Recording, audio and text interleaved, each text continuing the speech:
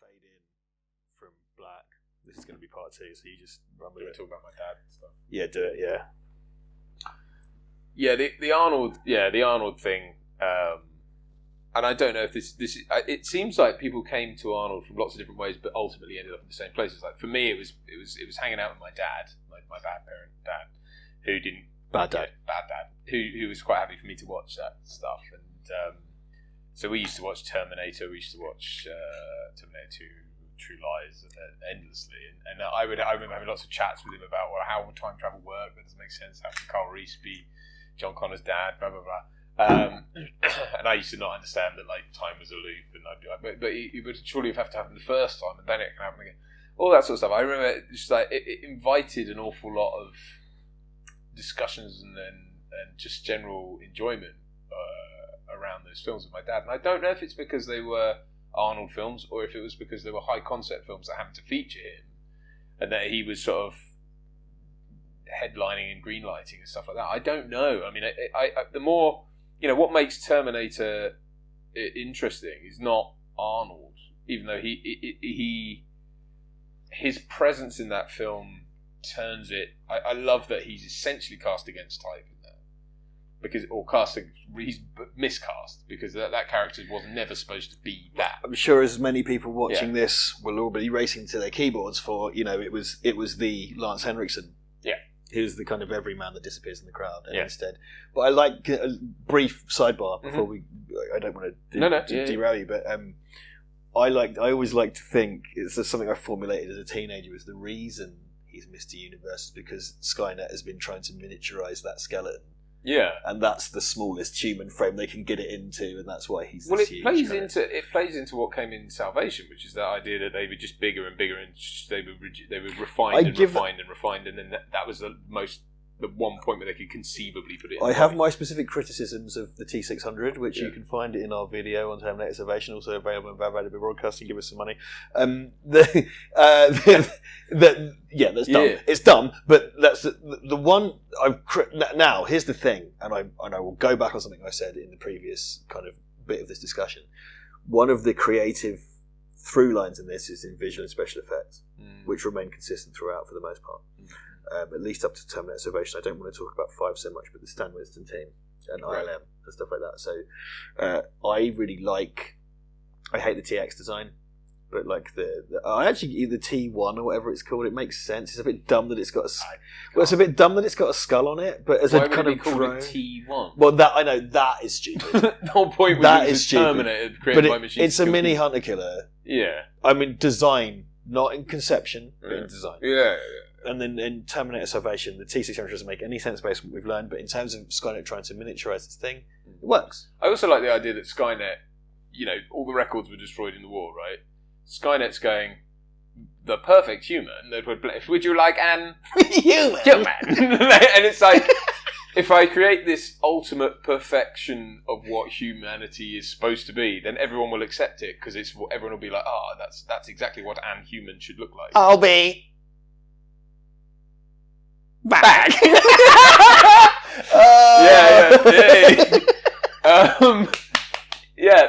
That's do you know what I mean? I think there's that as well. I think there's that idea that Skynet's sort of trying to, and then I don't like the idea that this is where 2 always starts to fall apart for me, but this idea that the future and the past run concurrently, and somehow in the future what's happened.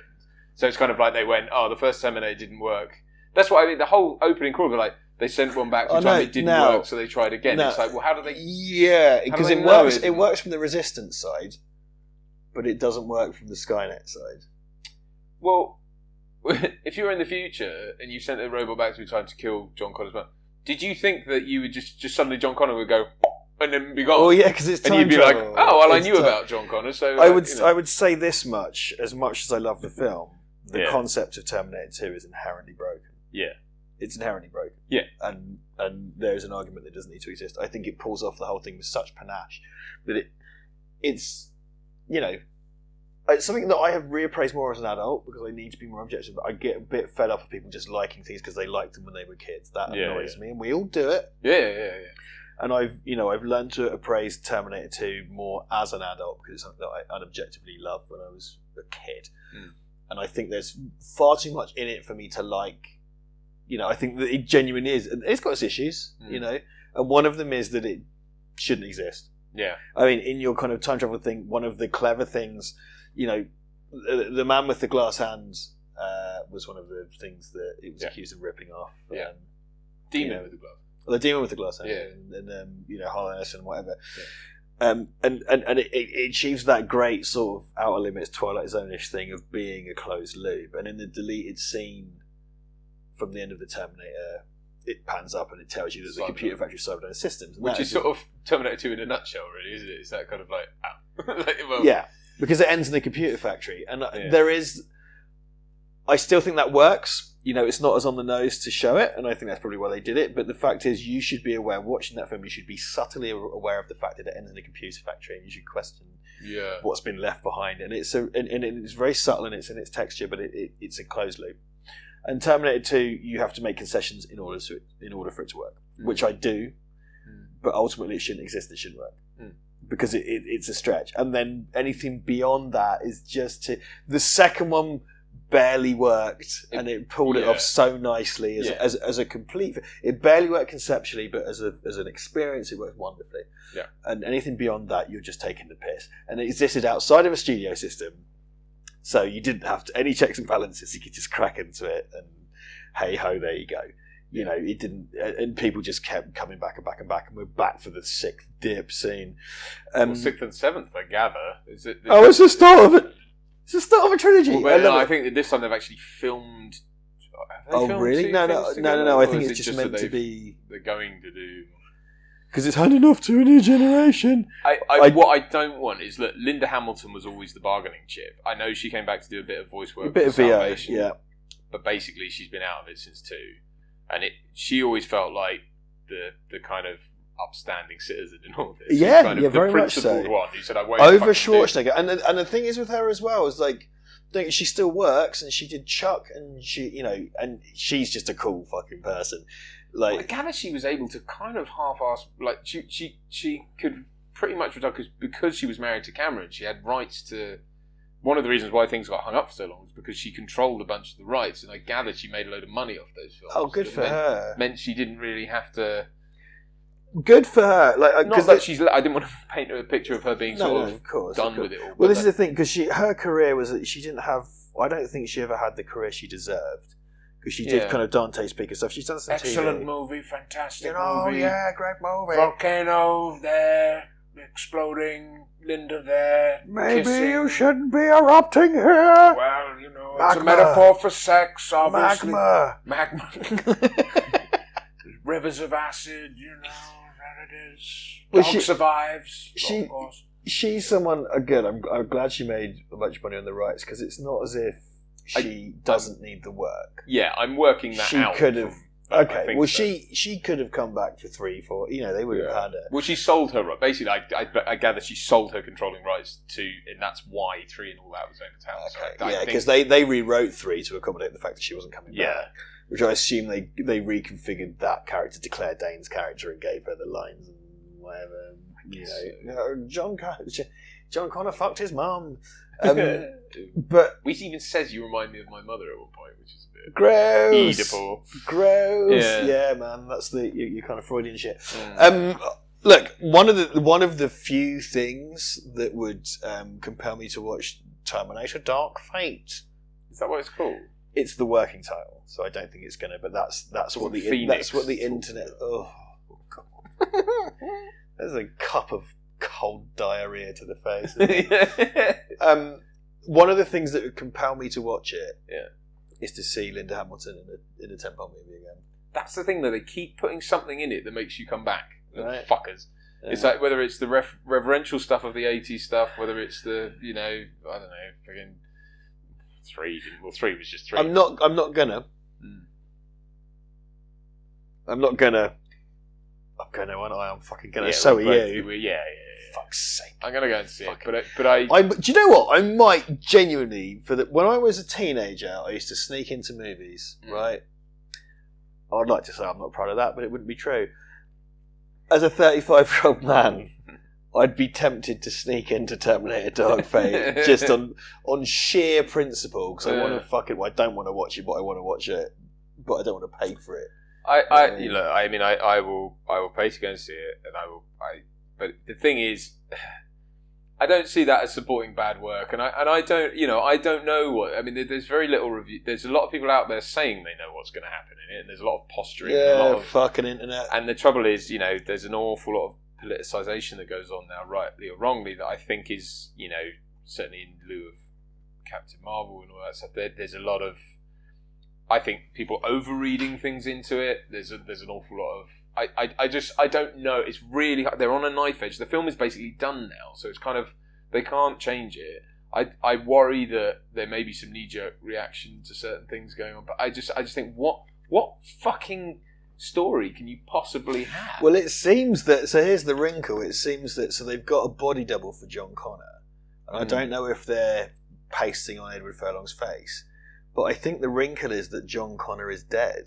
Right. I understand the wrinkle is that John Connor is dead. Right. And Sarah Connor. Pre-Judgment Day? Yeah.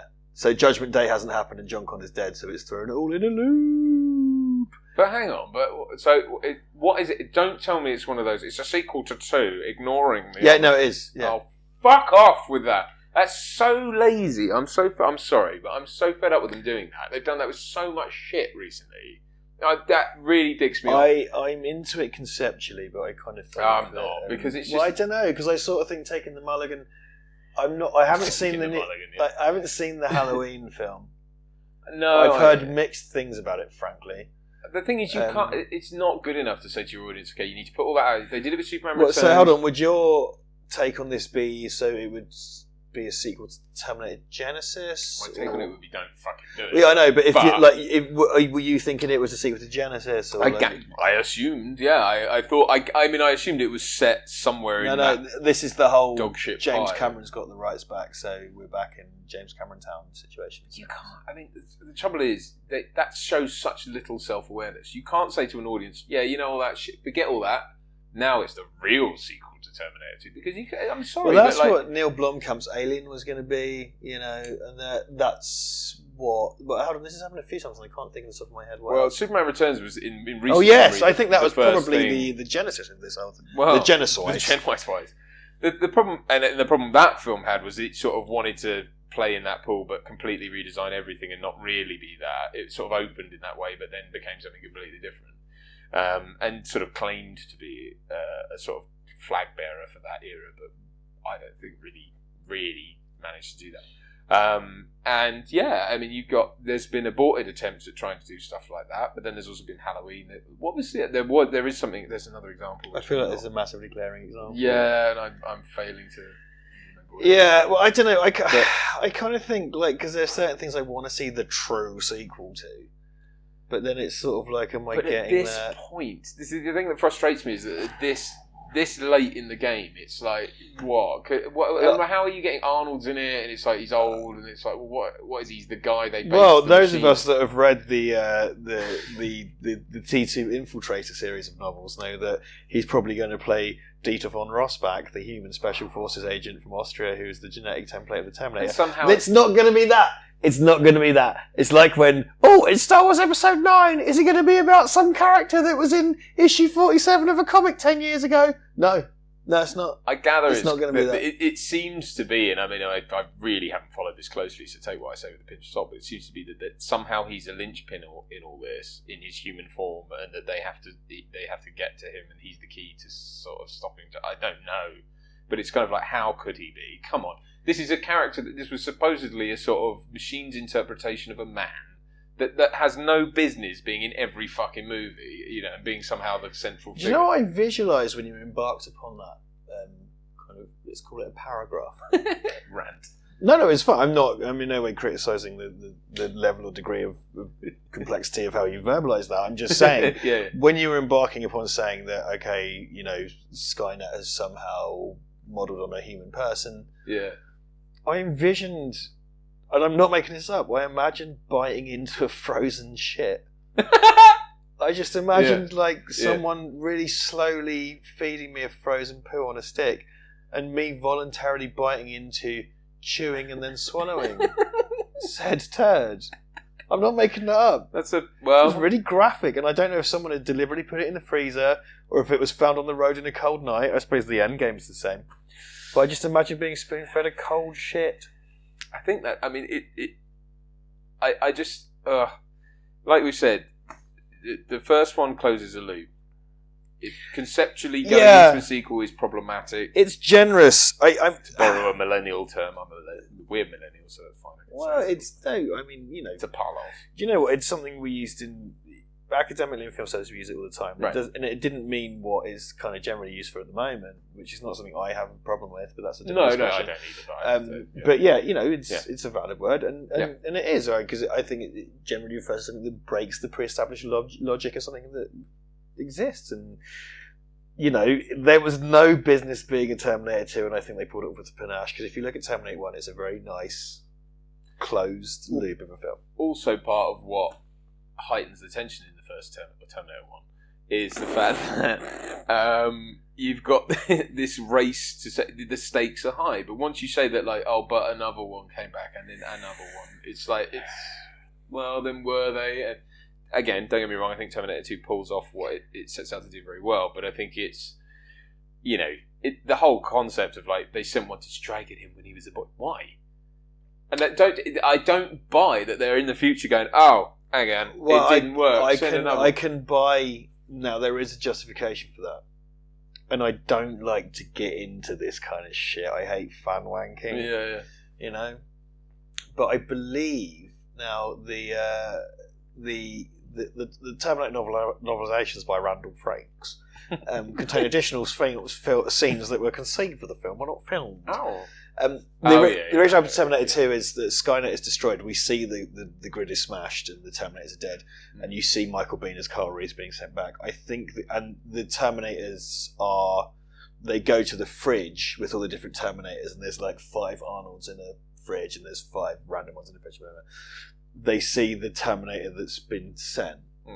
And I believe the concept is that the T-1000 and the T-800 was sent simultaneously, right, in order for Skynet not to hedge its bets. Yeah, which makes sense. So Kyle Reese and the T-800 were sent simultaneously as well, right, in order for the Resistance not to hedge their bets. Yeah, that's the idea. That makes sense. Kind of cause and effect.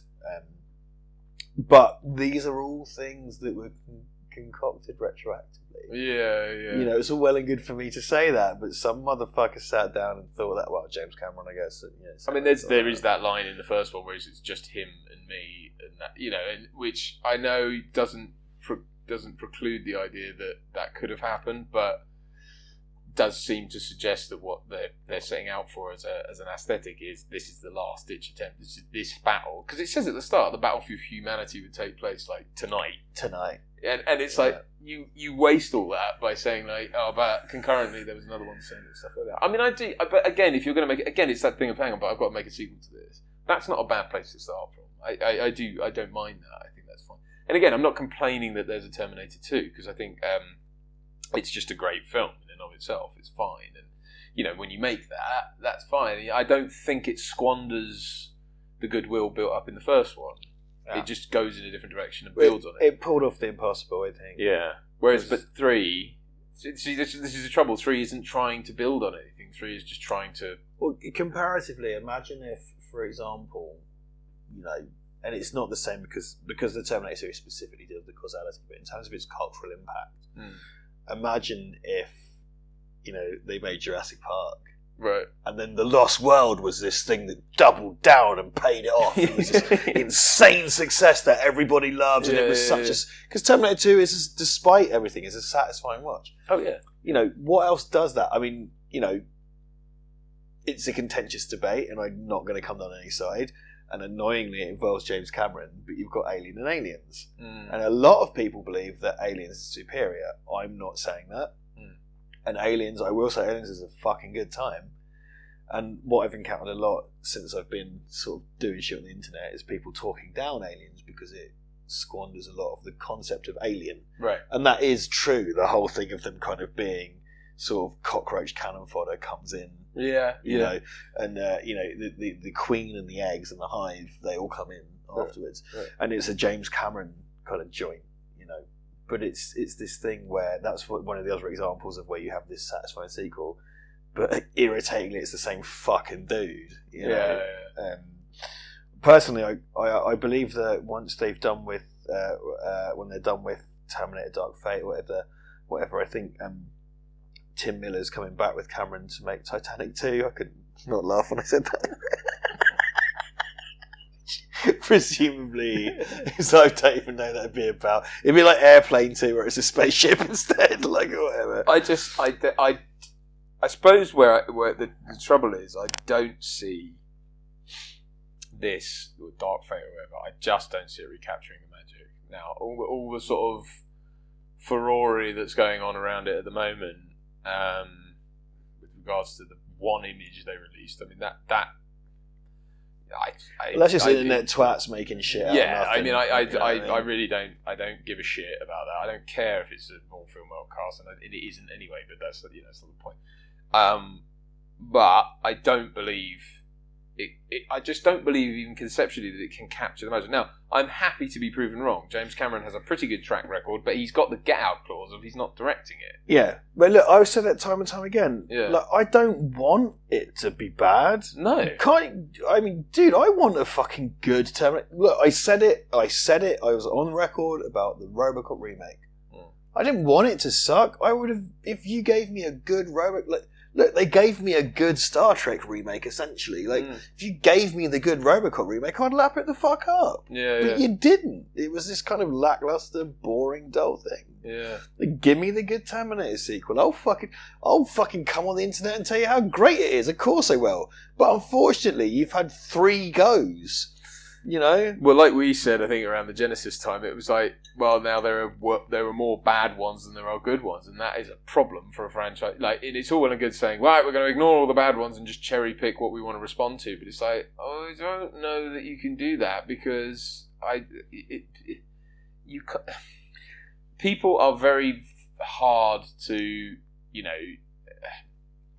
we've been told with each subsequent sequel that we're supposed to see this as the true successor, or that this is somehow, reverential. Especially with Genesis, it was like, no, but fuck it. Even Cameron came out. Well, Genesis was the ignore 3 and 4 thing. Well, yeah, well, exactly. So it's kind of like, well, you can't keep doing that. They've wasted a lot of goodwill with this franchise, and it's frustrating because it goes from being one of my absolute favourite. It has defined a generation in terms of what it was and who it launched and all that stuff, to being this fucking deflated football that gets kicked around fucking companies and is just literally sucked dry. Can I get a quick? This is off the record. We're all drinking and shit. What's the time code up there? 23:15. Okay, we got a bit. Okay, yeah. Good. Yeah. Well, but based on what you've just said, is put me in the mind of I'm a 17, 18-year-old moviegoer in 2019. I'm going out to the movies on a Friday night with my girlfriend or my boyfriend or my whatever or my buddies. Why should I watch Terminator Dark Fate? Like what?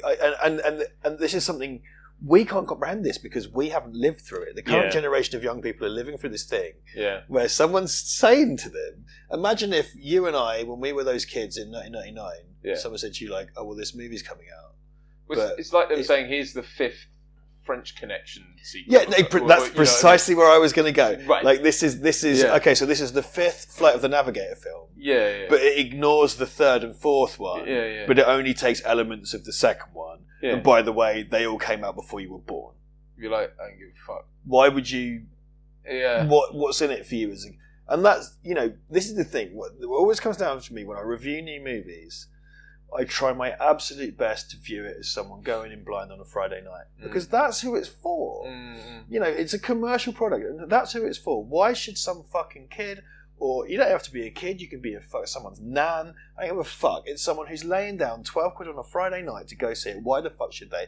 And why should they care that it's 7th entry in a franchise, most of which came out decades before they were born? Yeah. You and I, the Terminator came out the year you were born. It came out. I was born at the end of '83, so December '83. So I was barely a baby when it came out. Wet when, but it was there for us to get on when we were old enough, and whatever. So we've got an investment in it. Yeah. I don't understand, as a kid going out, or anyone going out on a Friday night, why should I give a shit? And then why should I have to go in with like a spreadsheet explaining how it makes sense? Yeah. Why should I care?